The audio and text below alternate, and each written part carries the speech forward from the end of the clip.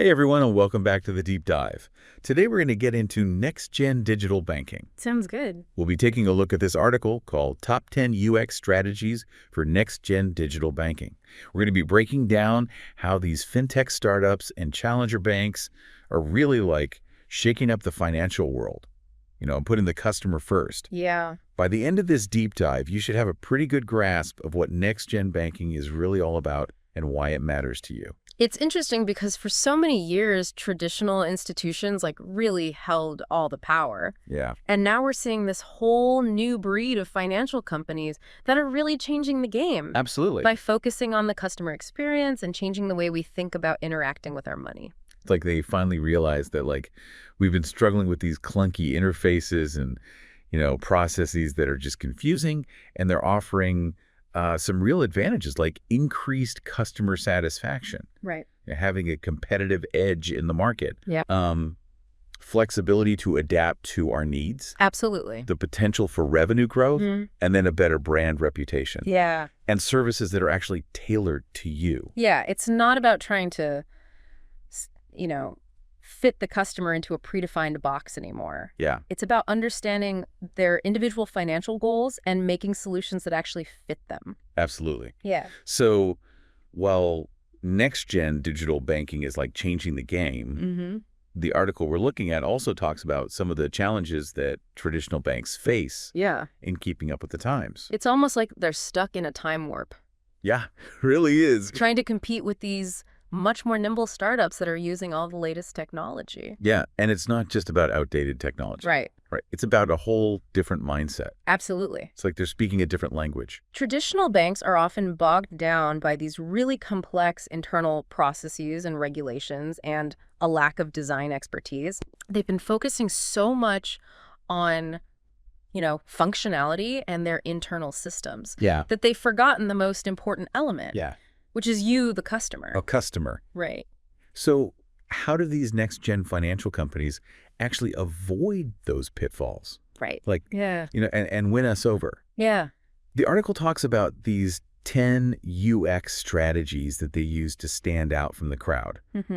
And the first one I really want to talk about is this idea of design as a methodology. Okay. They're not just slapping on a pretty interface. Right. They're really making design a core business philosophy. Yeah, that's a super important distinction because it's not just about making an app look good. Yeah. It's about weaving this idea of user-centered design into everything they do. Into the fabric of their operations. Yeah, and they have their UX researchers embedded in every step of the process. Okay. Talking to users, gathering feedback, and constantly making changes to make sure that it's actually something that people want to use and that it solves real problems. It's a very smart approach. Yeah. It's like building a product with you in mind every step of the way. Exactly. And this kind of ties into the next strategy, which is challenging the past. They're not afraid to just ditch these outdated practices. Right. And embrace innovation. Exactly. And unlike traditional banks that might be really hesitant to, change their ways. Yeah. These fintech companies are agile and adaptable. Yeah. They're not afraid to change things up. They're constantly pushing the boundaries. So, let's move on and talk about this strategy number 3, which is holistic ecosystems versus fragmentation. Okay. So instead of creating all these isolated products, they're building seamless and integrated experiences. So, instead of having to juggle all kinds of different apps and websites for banking and budgeting and investing and paying bills, next-gen digital banking is trying to bring all of those tools together in one place. Yeah, no more mental gymnastics. And now the next strategy, I think, is a really important one. Okay. And it's prioritizing UX research. Okay. It seems like something that a lot of traditional institutions overlook. Yeah, a lot of times they're just making assumptions about what their customers need. Right. But next-gen companies are really obsessed with understanding you, the customer. Yeah. They're investing heavily in research, and they're constantly, looking for ways to improve their products based on your needs. Yeah. And pain points. Yeah. It's about moving beyond assumptions and really getting into the minds of their users. Like, for example, a company like Revolut wouldn't just assume that you want another basic budgeting tool. Right. They would actually go out and do in-depth research to try to understand how people are managing their finances, what their pain points are, and what kind of features would actually make their lives easier. Yeah, and that leads us perfectly into strategy number 5, which is the unique value proposition. Okay. So it's not enough to just offer the same old banking features. Right. You have to offer something unique and valuable that really sets you apart from the competition. Something that solves real-world problems Yeah. and makes our financial lives better. Exactly. And it's something that traditional banks just haven't been able to do. Right. Can you give us an example of like what that looks like in practice? Yeah. So take a company like Wise, for example. Okay. They used to be called TransferWise, Okay. but they recognized that, international money transfers were a huge pain point for a lot of people. Yeah. So they came up with a solution that was faster, more transparent, and cheaper than the traditional banks, and that really resonated with a lot of users. Yeah, absolutely. Worldwide. That's a great example. Yeah. Okay, so strategy number 6 is dropping functionality obsession. Okay.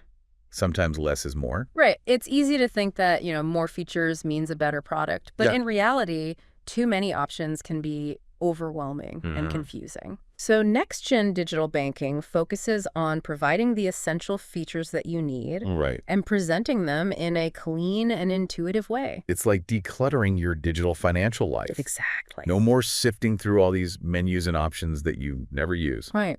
Okay, so let's talk about this strategy number 7, which is quality over quantity. Okay. It's not about rushing to market with a half-baked product. Right. It's about taking the time to create really high-quality experience that people will actually enjoy using. It's not about being first. It's about being the best. Absolutely. And it's about craftsmanship, attention to detail, and a commitment to delivering a polished and refined product. So it sounds like they're treating their app like a work of art. Yeah, exactly. Okay, so this next strategy is a little bit unexpected. Okay. Emotions over information. Okay. I thought banking was all about numbers and data. Right. But next-gen digital banking companies are recognizing that emotions play a huge role in how we manage our money. So they're creating experiences that make you feel good about your finances. Like, how do they do that? So, for example, imagine you open your banking app.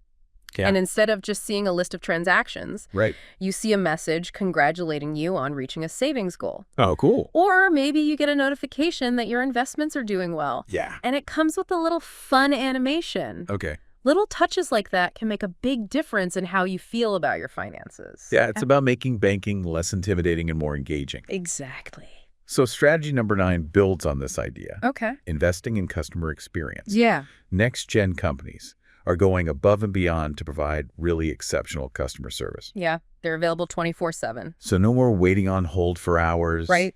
Or dealing with like those unhelpful chatbots. Exactly. They actually want to solve your problem. Awesome. And they recognize that a good customer experience can really set them apart from the competition. So it sounds like they're taking a page from the hospitality industry. Yeah, absolutely. Now, the 10th strategy kind of ties everything together. Correct. Iterate and improve. Okay. It's not a one-and-done approach. Right. You have to constantly listen to feedback, analyze data, and make improvements to your products. So they're never really finished. Yeah, they're always trying to be better. They're always striving to be better. Exactly. Okay, so that's a great overview of those 10 UX strategies that are shaping this next-gen digital banking landscape. Yeah, and it's clear that these companies are doing things differently than traditional banks. Absolutely. By putting the customer at the center of everything they do. Absolutely. It's a refreshing change. I think so. That's really raising the bar for the entire financial industry. It's super exciting to see this evolution in banking, but, we should bring it back to our listener for a sec. Yeah. Like, what does all this mean for them? Yeah. Why should they care about this next-gen digital banking? Well, I think it boils down to this. Next-gen digital banking is about putting you in control of your finances. Okay. It's about giving you personalized solutions that work for you and your goals. Yeah. And it's about making banking easier to understand, more intuitive, and maybe even, dare I say, enjoyable. Yeah. It's like they're finally speaking our language. Right. We don't have to settle for these clunky interfaces and all these fees that we don't understand. Exactly. You deserve a banking experience that's easy to use, transparent, and makes you feel in control. Absolutely. And that's what next-gen digital banking is all about. Yeah. So before we wrap up, we want to leave you with something to think about. Okay. Think about your own experiences with your bank. Yeah. Are they actually meeting your needs? Are they embracing these principles that we've been talking about? Or are they stuck in the past? Right. Are they making you feel valued and empowered? Or are they just making you feel frustrated and ignored? It makes you wonder about the future of banking. Will these big institutions adapt and evolve to keep up with today's customers who are so used to digital everything? Yeah. Or are they going to be left behind by these fintech companies? That's a great question. And honestly, there's no easy answer. Right. But I think one thing's for sure. Yeah. Finance is changing so fast, and it's a really exciting time to be a customer. Yeah, you have so many choices now. More than ever before. So don't just settle. Demand more from your financial institutions. Yeah. And look at all the different options you have. And embrace the future of banking. I love that. Well, that's all the time we have for today's deep dive. Okay. Hopefully you enjoyed learning about next-gen digital banking. It's been great. And remember, the next time you use your bank, take a second and think about how it compares to everything we talked about today. Right? Is it a joy to use or just a pain? Yeah, the choice is yours. Embrace the power of next-gen digital banking. Absolutely. Unlock a better financial future. Thanks for joining us on the deep dive. We'll see you next time. Sounds good.